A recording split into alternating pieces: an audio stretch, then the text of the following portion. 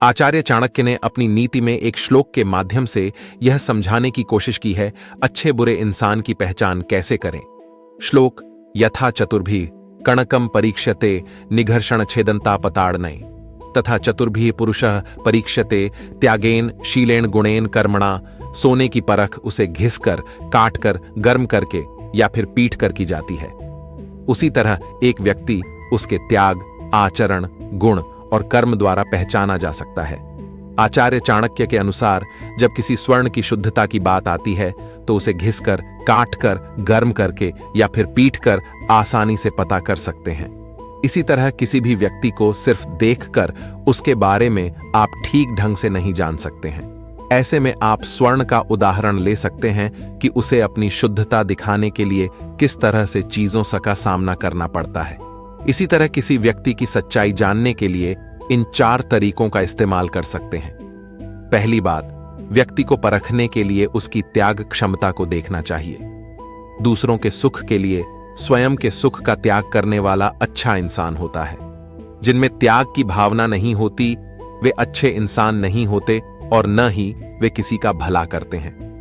दूसरी बात, जिन लोगों का चरित्र अच्छा होता है वे भी अच्छे इंसान होते हैं। अच्छे चरित्र वाले लोगों के मन में दूसरों के प्रति गलत भावनाएं नहीं होती। जिस व्यक्ति के चरित्र और विचार ठीक नहीं है उनसे दूरी बनाकर रखनी चाहिए। तीसरी बात, इंसान की पहचान उसके गुणों से की जा सकती है। वैसे सभी में कुछ गुण और अवगुण होते हैं, परंतु कुछ लोगों में अवगुण अधिक होते हैं। चौथी बात, व्यक्ति के गुणों के साथ साथ उसके कर्मों से भी उसकी पहचान की जा सकती है। व्यक्ति को परखते समय उसके कर्मों को देखना चाहिए। नंबर 1, त्याग की भावना। किसी भी व्यक्ति के बारे में जानने का सबसे पहला तरीका है कि उसके द्वारा त्याग करना। आचार्य चाणक्य के अनुसार जो व्यक्ति दूसरों के सुख में खुश हो और उसके दुख में अपने सुख का त्याग कर दें तो समझ लें कि वह अच्छा पुरुष है। वहीं जो व्यक्ति आपके सामने खुद को सबसे अच्छा बताता हो लेकिन समय आने पर सबसे पहले भाग जाता है तो समझ लें कि वह आपकी जिंदगी में किसी काम का नहीं है। त्याग की भावना अत्यंत पवित्र है। त्याग करने वाले पुरुषों ने ही संसार को प्रकाशमान किया है। जिसने भी जीवन में त्यागने की भावना को अंगीकार किया उसने ही उच्च से उच्च मानदंड स्थापित किए हैं। किसी भी रिश्ते में त्याग की महत्वपूर्ण भूमिका होती है, क्योंकि त्याग की भावना में नफरत, प्रतिस्पर्धा, एकाधिकार, नियंत्रण जैसी तमाम नकारात्मक बातें नष्ट हो जाती हैं। इसके बाद जो रह जाता है तो वह है सिर्फ प्रेम। प्यार में त्याग की भावना अमृत के समान है, जो हमें मुश्किल समय में भी नया जीवन देता है। तब हमारे पास थोड़ा होते हुए भी हमें परिपूर्णता का एहसास होता है। गीता में भगवान श्री कृष्ण कहते हैं कि त्याग से तत्काल शांति की प्राप्ति होती है और जहां शांति होती है वहीं सच्चा सुख होता है। मनुष्य अपने जीवन में सारा श्रम भौतिक वस्तुओं की प्राप्ति में ही लगा देता है। वह अपने सीमित जीवन में सभी कुछ पा लेना चाहता है। इसी में सारा जीवन खप जाता है। वह जितना भौतिक लाभ प्राप्त करता जाता है उसकी सांसारिक तृष्णा उतनी ही बलवती होती जाती है। उसे शांति से बैठने नहीं देती, उसकी बेचैनी को बढ़ाती रहती है। मनुष्य जीवन की कुछ मूलभूत आवश्यकताएं होती हैं, उनकी पूर्ति तो आवश्यक है। उनके बिना तो जीवन की निरंतरता को बनाए रखना असंभव है।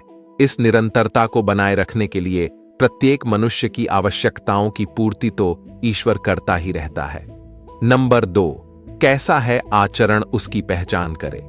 किसी भी व्यक्ति के बारे में जानना हो तो उसके आचरण को समझे, क्योंकि जो व्यक्ति अच्छा होता है वह हर तरह की बुराइयों से दूर रहने की कोशिश करता है। वह किसी भी उस काम में हाथ नहीं लगाता है जो पूरी तरह से गलत हो।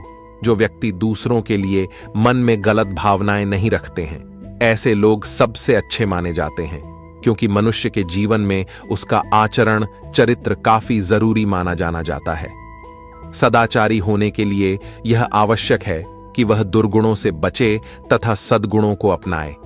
हमें सदैव सत्यवादी होना चाहिए। सभी मनुष्यों में एक दूसरे के प्रति ईर्ष्या व घृणा का भाव नहीं होना चाहिए। मनुष्य का दूसरों के प्रति घृणा व ईर्ष्या का भाव दूसरे के प्रति अलगाव उत्पन्न करता है, परंतु सदाचरण से दूसरों के हृदय में विशेष स्थान पाया जा सकता है।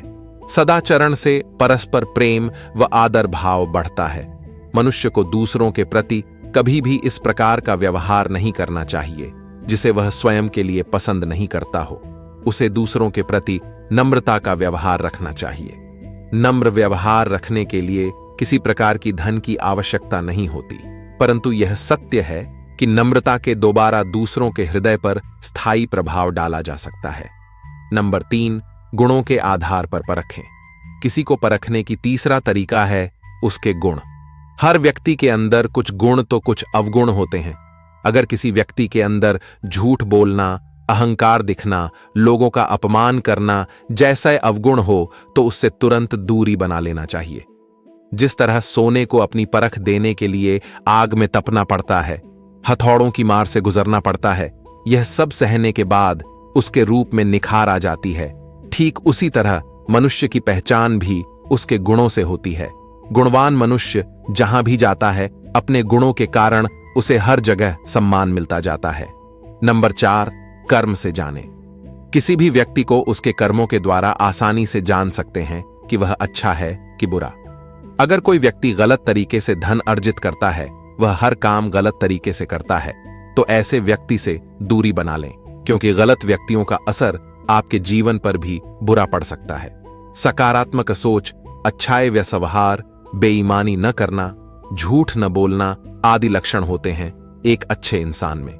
हालांकि जीवन की शुरुआत सभी एक अच्छे इंसान की तरह ही करते हैं, लेकिन फिर धीरे धीरे उम्र बढ़ने व समय बीतने के साथ ही कुछ लोग दुनियादारी सीखते सीखते घृणा, द्वेष, अविश्वास और निंदा आदि भी सीख जाते हैं। अच्छे व्यक्तित्व का मतलब है कि हम दूसरों के प्रति समझदारी और सम्मान से बर्ताव करें। एक अच्छे व्यक्तित्व वाला व्यक्ति दूसरों की मदद करने के लिए तैयार रहता है और उनकी समस्याओं को सुलझाने की कोशिश करता है। वह अपनी बातों में सही और सत्य का पालन करता है और दूसरों के प्रति सच्चाई और विश्वास का पालन करता है। साथियों, उम्मीद करता हूं कि यह वीडियो आपको पसंद जरूर आया होगा। तो आप अपने परिवार, दोस्तों, करीबी लोगों के साथ इस वीडियो को शेयर कर इस ज्ञान से उन्हें भी परिचित करवाए। और वीडियो अच्छा लगा होगा तो वीडियो को एक लाइक जरूर कर देना। और अभी तक आपने इस चैनल को सब्सक्राइब नहीं किया है तो कृपया चैनल को सब्सक्राइब जरूर कर देना। आपका हर दिन शुभ हो और आपका जीवन बहुत सारी खुशियों से हमेशा भरा रहे, इसी मंगल कामनाओं के साथ इस वीडियो से अलविदा। धन्यवाद।